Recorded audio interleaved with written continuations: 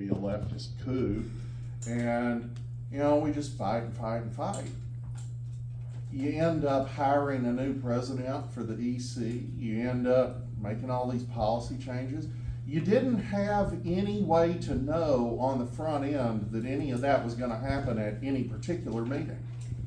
But frequently that particular meeting, however boring it might be, sometime really late on the schedule when some of the people have already left, you end up with a really important vote that sets the course of the organization, maybe for years or more. One of those, 100 years ago this year, Southern Baptists created something called the Cooperative Program. That is how we fund international missions, church planting in the United States, 6 seminaries that educate 1/3 of all the seminary students in the United States, all kinds of good and wonderful things. You wanted to be at that meeting. And if you went the next year, you missed out because they'd already done it. Don't miss meetings. You guys are the faithful. You're here. I'm preaching to the choir, I know, but tell your friends. Remind them it matters. If you don't believe it matters, look at our special election. Jimmy's great, and he's going to do a fantastic job in Washington. But who could have imagined, even dumping 6-to-1 money into this race, that we could lose Escambia County? That's not y'all's fault. I mean, my goodness, you guys were doing the deed. It's all that Democrat money getting dumped in from out of state, and that's not going to happen in a normal election. That's not going to happen in a normal year. But sometimes it's not a normal year. How many of you really expected Matt to leave Congress? No. I mean, I fully expected he'd run for governor or something eventually, but I did not have that on my bingo card for 2024. And it's the people who show up who make the decisions.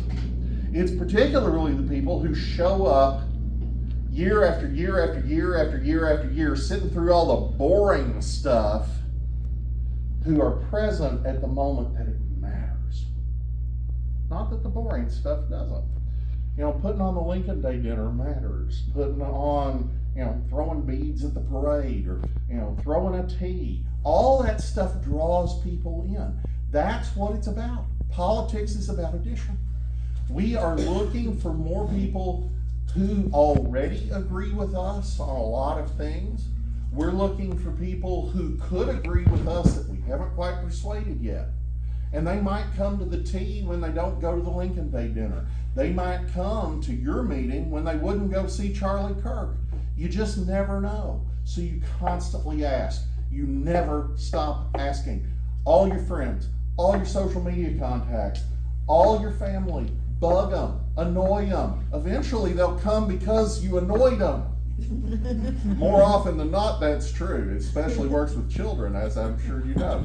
And it's just essential that you be the best you can be. Republican women are the life of the party. Without Republican women, we would have no Republican Party in most of the United States. Not really. I mean, there'd be form and substance, and there'd be some men jawing at meetings from time to time, but you know who does the work. It's always been the Republican women. It'll always be the Republican women.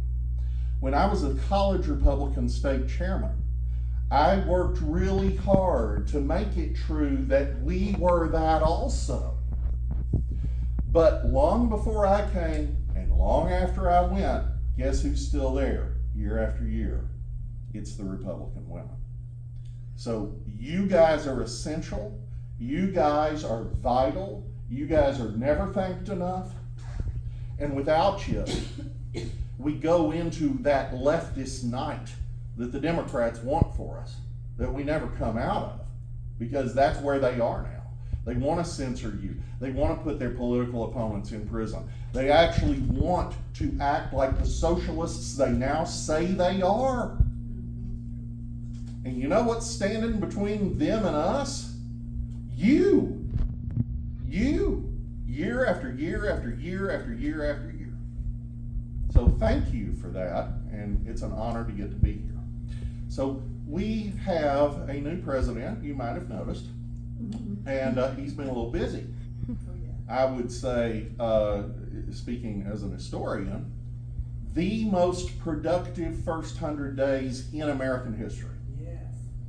Absolutely unparalleled. Even Franklin Roosevelt can't claim as much success in his opening act. Donald Trump is trying to transform an America that we've almost lost. Don't give up. And even if we do lose it, don't give up. There's always a tomorrow. I mean, my goodness, they lost Germany to Hitler, but in 12 years it was over. You know, lots of places have been lost and then been saved. So we shouldn't give up even if it seems hopeless. But it isn't hopeless today, because a lot of people didn't give up back in 2024 when it seemed hopeless, or in 2016 when it seemed hopeless. And if you don't think those two elections are the modern equivalent of God just parting the Red Sea, you weren't awake. That was incredible. And I would add that it was God who did it. Absolutely. Because Abraham Lincoln was not speaking of salvation, but he was speaking correctly when he said, America is the last best hope of earth. This is where liberty springs from. Not always perfectly, all through history, no question about that, but go anywhere else and tell me it's better. Good luck. And I don't care what year you pick. You can pick 1789, you can pick 1860, you can pick 1932, you can pick 2024. America's better than everywhere else. And I don't really have to prove that, because 10 million illegal aliens in 4 years prove it. If America is so evil and so racist and so oppressive and so terrible, explain to me why the caravans all come here, not to Venezuela. When the boats come across the Strait of Florida, they're coming to Florida, not going to Cuba. This the Democrats cannot explain. And it's a schizophrenia that permeates their existence, because having denied the truth of Scripture, having denied the lessons of the American Revolution, they are constantly forced into diametrically opposite positions. America is completely evil, and also everyone in the world should get to come here. America is the least generous country on earth, and also let's just open up welfare to everybody. Make it make sense. But it does make sense. It makes sense in the way that Marxists have always made sense. It's about power. The issue is never the issue. The revolution is always the issue. That's always true. It's always been true. And the faces change. The labels change. But the underlying reality is constant. Before the war, that would be the Civil War, Democrats ruled in the South by enslaving a big chunk of the population and treating the rest about the same. That didn't work out well for them, because there were some people who called themselves Republicans who showed up with a philosophy that was exemplified in these words: free soil, free labor, free men. It was Lincoln's twist on Jeffersonian democracy.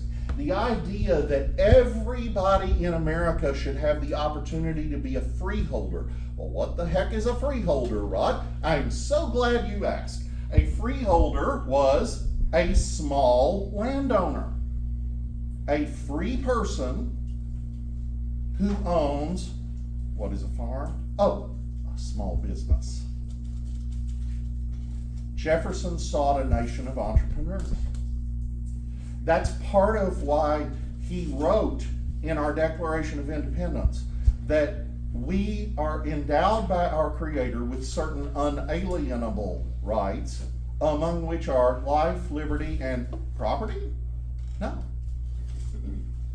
The slave-owning Jefferson didn't say property like John Locke had taught us all. No, he didn't. He said, and the pursuit of happiness. What is the pursuit of happiness? but the fulfillment of your calling before God. Turns out that my calling was to help start PayPal. That turned out okay. And I'm CEO of Martin Capital. That's what I do. And we also have the Rod Martin Report at rodmartin.org. If you don't check out the Rod Martin Report at rodmartin.org, I'm going to be very disappointed. So you need to do that. Go to rodmartin.org. And while you're there, follow me on X, along with 222,000 other people, including 1,200 who followed me today. We have this amazing, amazing heritage. And Lincoln picked up on it. And Lincoln had a vision for it. Lincoln, not the founder of our party, but one of them, certainly our first president from our party, that's good. Lincoln understood that a slave aristocracy in the South was antithetical to the idea of a republic. He understood that it was a de facto aristocracy and it would slowly corrupt and pervert the institutions of liberty such that no one would be free. Not even the aristocrats, ultimately, because that's how that system works. So Lincoln posited these ideas that had been known as Jeffersonian democracy in terms of free soil, free labor, free men. We're going to have new states enter the Union like Kansas, and they're not going to have slavery. They're going to be free. We're going to have people who work for a living based on a wage and have the right to compete for jobs with each other and seek out different employment when they're tired of their current boss and better themselves in their own way.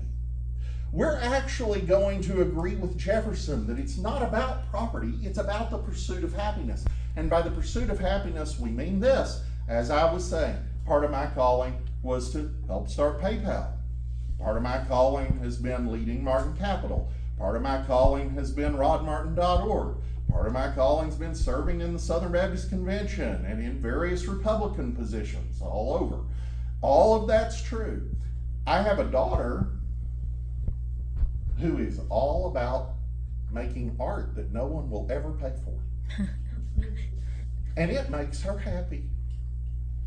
And she has a daddy who would pay her bills, and then she has a husband who will pay her bills, and that's wonderful. Because that's how she adds value to society. She ain't never going to get rich off of it. But because there are men who will step up and be men and take care of this woman as she fulfills her calling before God, she makes the world better. She won't make it richer, but she'll make it better. We all have a different calling. We all have different gifts. Jefferson understood this. Lincoln understood this. But he also understood that you had to do whatever you could to subvert that slave aristocracy in the South, or the American experiment was dead. So, he did two things in pursuit of that almost never get credited to Abraham Lincoln. You think about the Civil War, you think about Antietam, you think about Gettysburg and Vicksburg and Appomattox. The most important things Lincoln did other than winning the war, which was important, and I'm from the South, you can hear my accent, we all want to be, for the Confederacy to some degree, but I got over that when I realized that it wasn't actually a war between North and South, it was a war between the Republicans and the Democrats, and my party won. And it's good that we won. So you grow up in this, and heck, my high school was 40% black, and a lot of the black guys had Confederate flags. It's just a Southern pride thing. We need to get over that. We need to move on. There's nothing there to be proud of. The Republicans won that war, and they were right to do so. And they were right because Lincoln had a bigger vision than that. Lincoln's vision consists in two key pieces of legislation: the Homestead Act which opened up an entire continent to whosoever wanted to come and have that small business, that farm. All they had to do was show up and actually farm the land for 7 years, and they had it clear title. Doesn't matter who they are.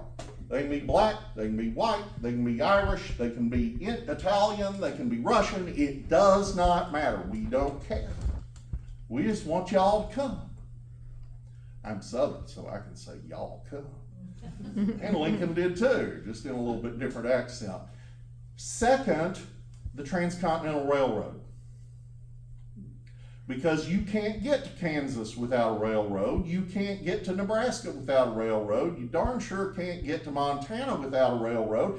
And more importantly, the Army can't get there to protect you. 2 acts, both passed in 1862, when the smart money was on the South winning.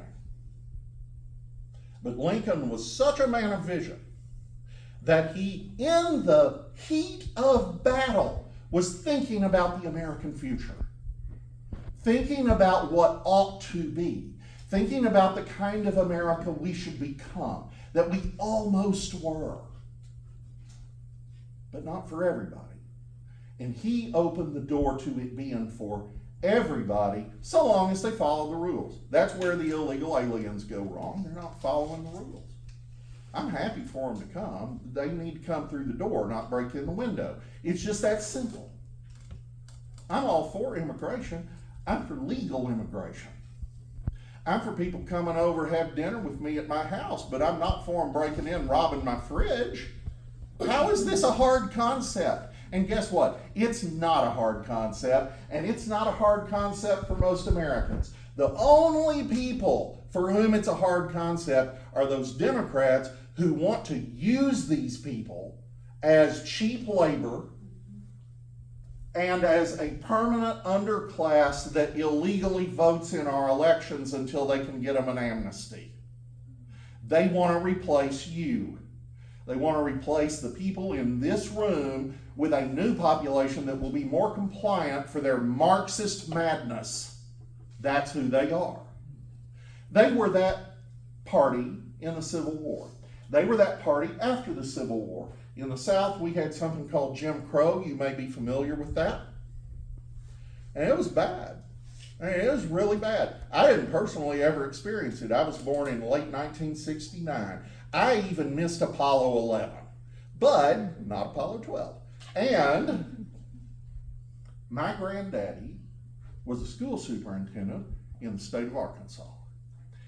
And he had the pleasure of being superintendent of a segregated school system. And his stories are just horrible. It's like the black schools, they didn't have new books. When we got done with a book in the white school, we sent it over to the black school. When it's so bad we should be disposing of it, that's when the black kids got it new. You know, the teachers went to black colleges because they couldn't go to the white colleges. And the black colleges, you know, I'm all for those schools. I'm glad they exist and they serve a useful purpose and we should support them, but that's not how it was before. Before, they had people who really shouldn't have degrees teaching people who really shouldn't earn any. And it was really bad. And it's not their fault. It was done to them by the Democratic Party for a century. And guess what happened? It was a Republican Supreme Court that desegregated the schools in 1954. It was a Republican president, Dwight D. Eisenhower, who sent the 101st Airborne into Little Rock to forcibly integrate Little Rock Central High. It was Republicans who got all those Confederate flags off of our state capitals once we took over the South. It was Republicans who demanded that this DEI racism go away because you should be judged. What was that phrase again? Oh yes, by the content of your character, not the color of your skin. By your merit, not your identity. In America, your merit is your identity. If you have the capacity to earn a bunch of money, that's a part of your identity. If you have the capacity to be a rocket scientist or an artist or a concert pianist or the best janitor in Pensacola, those are honorable, good things where you're contributing to the society around you. You're giving even when you're earning. This is the thing that a lot of our friends don't understand. The preachers are as bad as anybody. They don't seem to understand that whatever you do is your calling, that your vocation matters before God, and that you should do it with all your might as unto the Lord. And God can call up anybody. You know, God called up the very last son of Jesse to be the king of Israel. God called up a carpenter's son, who, to be fair, had a little bit of other advantage, you know, being God and all, but nevertheless, a carpenter's son to redeem the world. He called up Rahab the harlot, that's King James English for prostitute, to be one of the grandmothers, or great, whatever, of David and ultimately Jesus. He called up Peter, who denied him 3 times, to lead the church at Jerusalem in the decades of persecution. He called up Paul, who was literally going to Damascus to capture and torture and kill Christians. He raised him up to be the greatest of the apostles and certainly the most prolific writer of Scripture. He uses the foolish things of the world to confound the wise. And by wise, of course, he means, and I mean, wise in their own eyes. Wise as the world calculates it. The Republican Party has a storied and valuable history. The Democrat Party has a storied and horrifying history. I am proud to be a member of a party that has never had its own terror wing.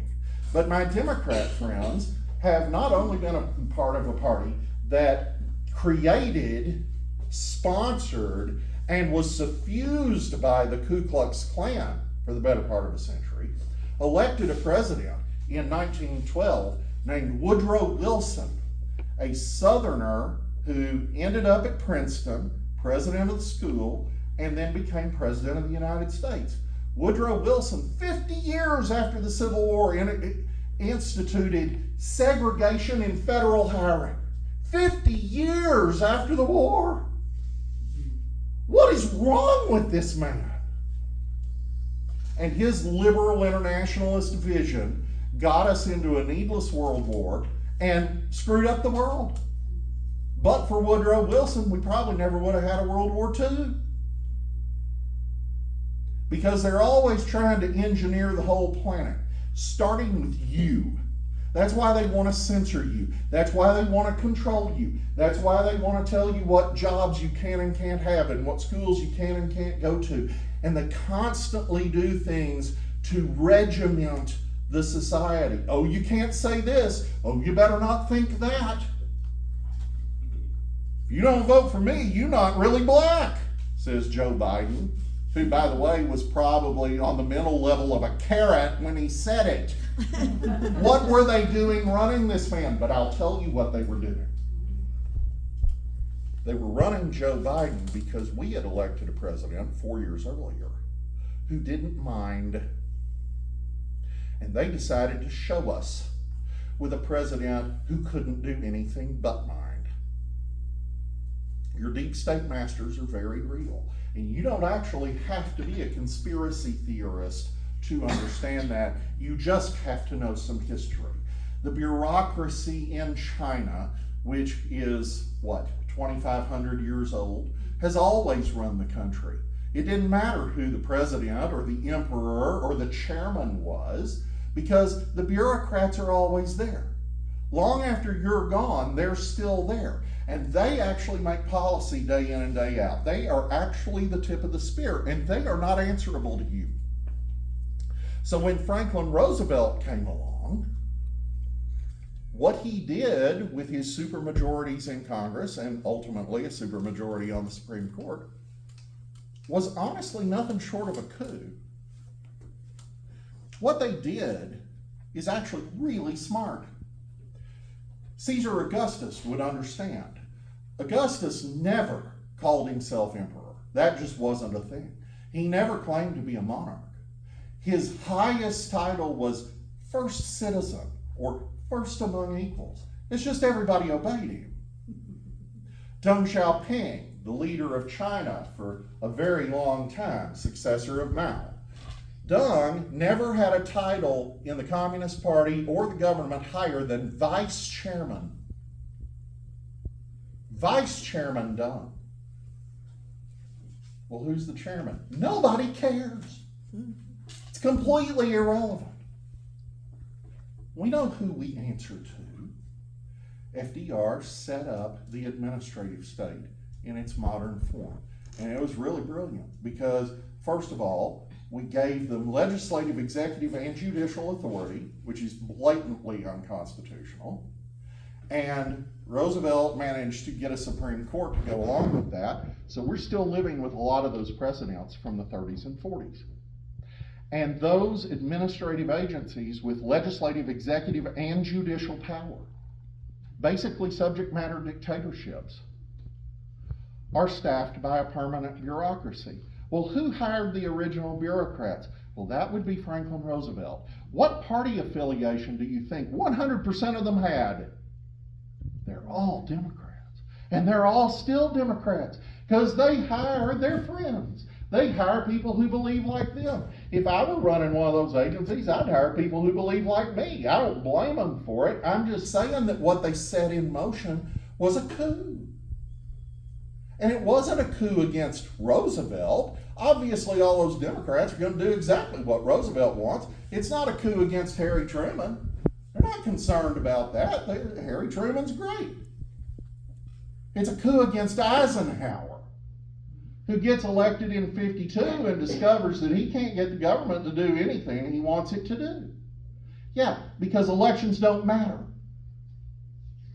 Now, don't take that statement too far, but that's the aim. If you put all the meaningful decision-making power in the hands of people who are not subject to election, are not accountable to the voters, or even to any elected person. You did notice that the federal bureaucracy, we actually made it nearly impossible to fire them. And you can't fire them for a policy difference? What part of Article 2, Section 1, which says, the executive power shall be vested in a president of the United States. What part of Article 2, Section 1 is unclear? Now, that doesn't mean he has legislative power. We have other elected people for that. That doesn't mean he has judicial power. We have other confirmed people for that. It does mean that you can't take away the powers of Donald Trump, or for that matter, Joe Biden, and give them to people who never had to get elected at all. And make it where the president can't fire them, can't direct them, can't get them to go get a cup of tea. Nothing. 42% of federal bureaucrats on January 19th told pollsters that they intended to resist any orders from President Trump. How is this a free country? What part of that is a republic? The Republican Party, in which you toil and for which you sacrifice, and that sacrifice comes in lots of forms, all kinds of things you ladies do that nobody will ever know about. And oh, by the way, you're here on a Thursday night. I know you could be doing something else. The Republican Party that you animate, of which you are the life, has a storied history of freedom, of requiring that men and women be free. Did I mention we also passed women's suffrage? That was us. That wasn't the Democrats. We ended slavery. That was us. The Democrats actually fought a war to stop us. We gave black men, and then later black women, because it took them a little while to get around to it, the vote. Made them equal. Everywhere we turned, Democrats tried to thwart it. You weren't really a voter in Arkansas in the 50s. They'd go around the plantations with trucks, and they'd truck in the black farm workers, and we didn't have a secret ballot. So they said, you're going to vote for so-and-so, and I'm going to know if you didn't. That's how it was run. What part of that is a free country? What part of that is a republic? What part of that is equal justice under law? What part of that is equal protection? None of it. And that's what they want for all of us. They flipped the script a little bit with DEI, so now we're mad at these people over here instead of those people over there. It doesn't matter. In 1890, when the populist movement got going in the Midwestern states, the Southern Democrats got together and said, this is going to sweep the South. All these white sharecroppers and black sharecroppers are going to get together and they're going to vote us out. What are we going to do? That's how Jim Crow started. Because identity politics means you hate her and she hates me and we hate each other. And guess what that system produces? That's Lord of the Rings. One ring to rule them all. They destroy the family. They destroy the schools. They destroy the churches. They destroy all intermediating institutions between you and the state, so that nobody has anybody to protect them except the federal government, which of course is so empathetic and really feels your pain. Because that's how the post office works, and the DMV. I mean, are you kidding? One ring to rule them all. Versus one nation under God.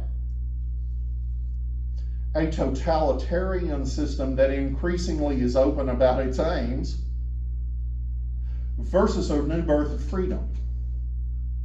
A restoration of the republic that Washington gave us, that Lincoln fought for, that Eisenhower upheld, that Reagan saved, because you do know the Soviets were going to win.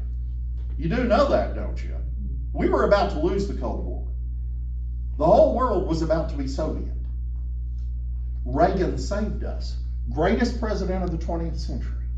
I have hope that Donald Trump will be the greatest of the 21st. I think he's on track. He's attacking things that no one will speak of.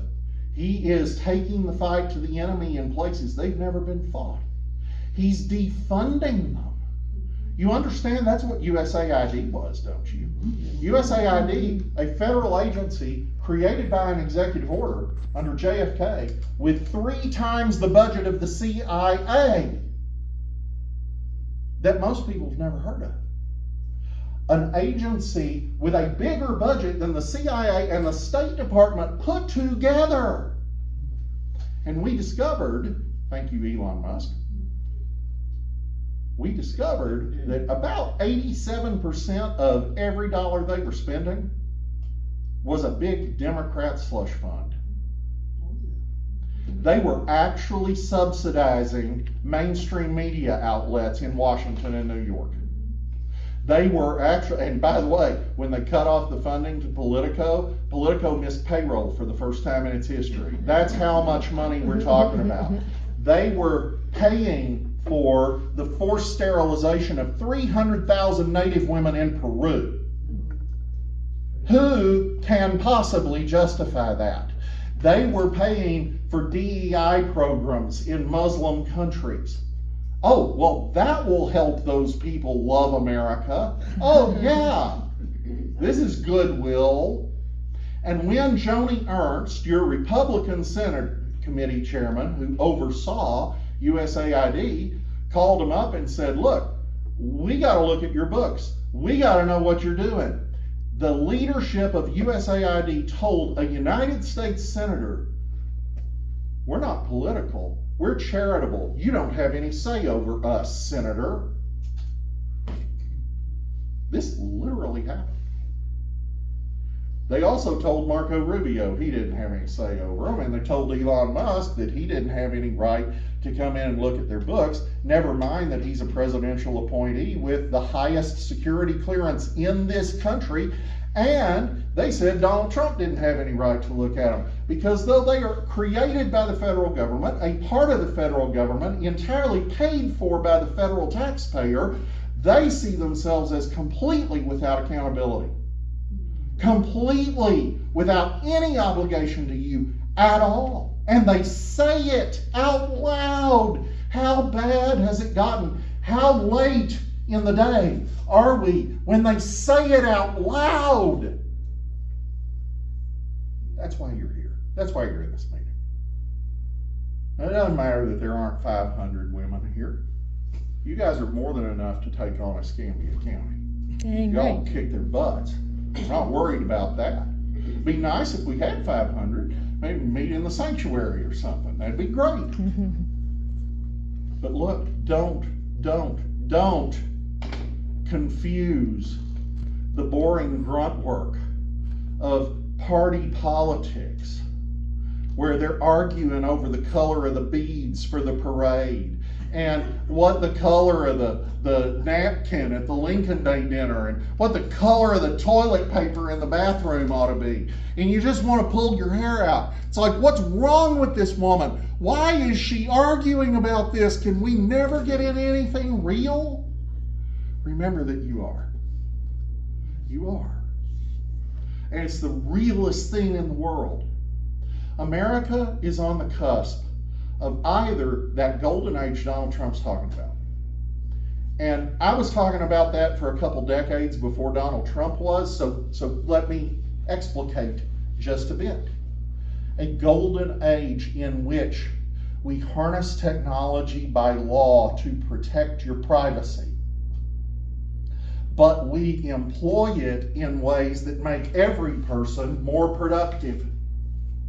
A future in which we routinely travel to cities on the moon and Mars, where we mine asteroids so we don't dig up rainforests and pollute streams, where we bring down the cost of literally everything dramatically and thereby eliminate most poverty on this planet.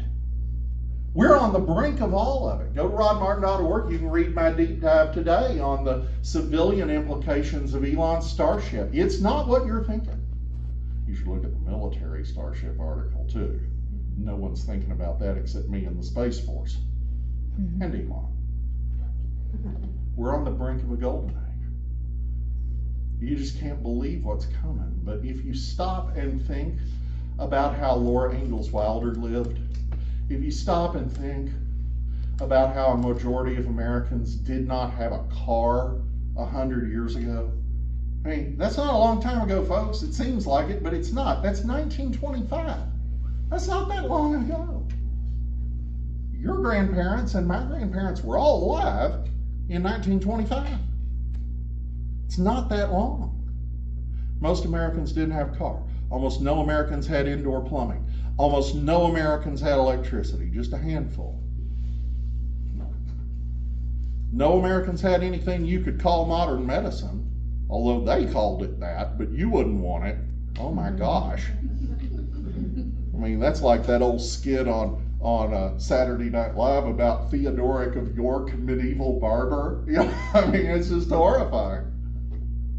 In fairness, I don't know how much of modern medicine I want now. Well, that's true too, but I'll bet on it versus leeches and fluoroscopes and so forth. So yes.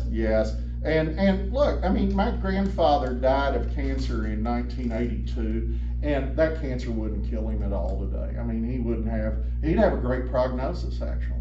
They took 7/8 of his stomach and he died horribly. He wouldn't die of it today. So a lot's changed.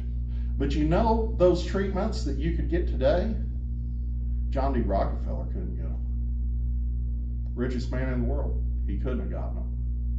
That's what we've accomplished in creating a consumer society. We have brought down the cost of more basic things than anybody can count. So you never have a famine. You might have a hungry person here or there, but we've got a social safety net for that. You don't have famines. You don't have the kind of grinding poverty that existed when this country was new. We eliminated it through technology and entrepreneurship and freedom, because without a free nation, you can't have that. Go to Europe. All of the top 10 companies in the world are US. Not one is European. There's no technology worthy of talking about in Europe. You just can't do business there. All their tech comes from us, and they're doing their best to mess up our tech companies at every opportunity, because they have a bureaucratic mindset and they think in terms of whatever is not permitted is forbidden.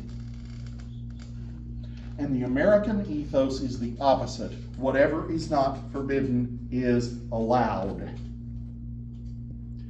That's what Jefferson stood for. That's what Washington stood for. That's what Lincoln stood for. That's what Eisenhower and Reagan and Trump stand for. That's a golden age. We'll be completely dominant. American hegemony will be absolute throughout this century, absent the second coming. And it should be.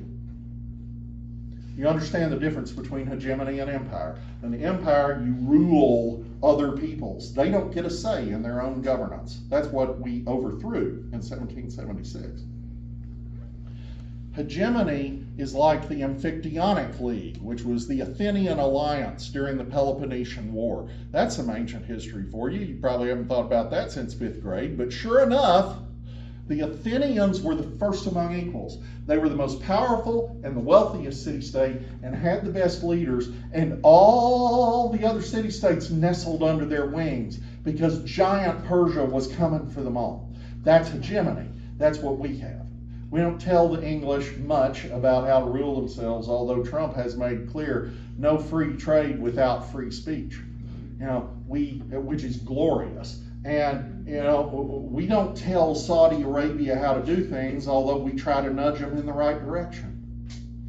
Commerce, not chaos, the president said in Riyadh. What's that about? We're not going to moralize at you. We can run our own country just fine, thank you. You can run yours. We're going to show you a better way. We hope you'll imitate it. But we're not going to come over here and preach at you like Obama, or Bush for that matter. Golden age. The alternative is a dark age. Again, I've been saying this for 25 years. It's a dark age we're staring in the face. One in which, technology is used to control you. Your social credit score determines whether you can board that flight or that bus. And it'll be a bus because you will own nothing and be happy. You will be compelled into 15-minute cities. You will be told what career you may have. You will be put on universal basic income, which sounds glorious until you realize it's opium. It's Brave New World. Reid Hoffman has a vision for UBI for a reason. He wants to reduce everybody to serfdom. And if your income is dependent on the government, single payer, like single payer healthcare, central planning, like the Soviet Union, it doesn't matter what rights you have on paper because you can't talk back. And it'll get worse and worse and worse in a climate of censorship where you are not free to say what is obviously true. And that's what Solzhenitsyn taught us about the Soviet Union. That we reached a point in the USSR where no one trusted anything, much less each other, because everybody was an informant. And all the media was all lies all the time. And nothing could be trusted, especially the money. And it didn't even matter if you had money because the shop shelves were bare.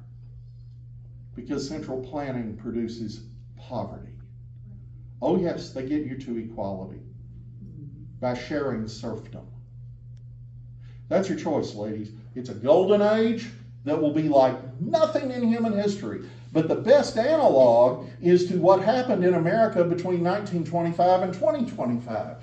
Whatever our flaws along the way, we have become an amazingly wealthy people that carries around supercomputers in our pockets. Do you understand that this one device, just this one device, not all of them, not iPhones, this one iPhone has more computing power than existed on planet Earth when men first walked on the moon.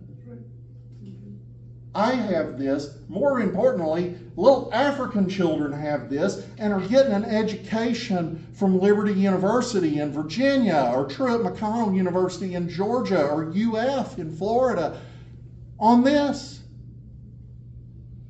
Because somebody gave them an iPhone and a solar panel. That's a golden age. That will eliminate poverty. That will eliminate famine. In time, that could eliminate most wars. That's what's possible. Or you can have the dark age, which will look like 1984, where we have always been at war with East Asia. And next week, we have always been at war with Eurasia. And if you say we were at war with our ally East Asia, you have to be killed. That's how the Soviets worked. That's how Cuba works. That's how Venezuela works. That's how China works. That's how North Korea works. And that's how the Democrats would like America to work. So you're standing in the gap, and what you do matters. And don't you ever, ever, ever give yourself the luxury for 1 second of forgetting it. You matter. Thank you. We're grateful for what you do. It counts. And it counted in 2024 at the last possible moment yet again. Keep it up. Thank you. Thank you.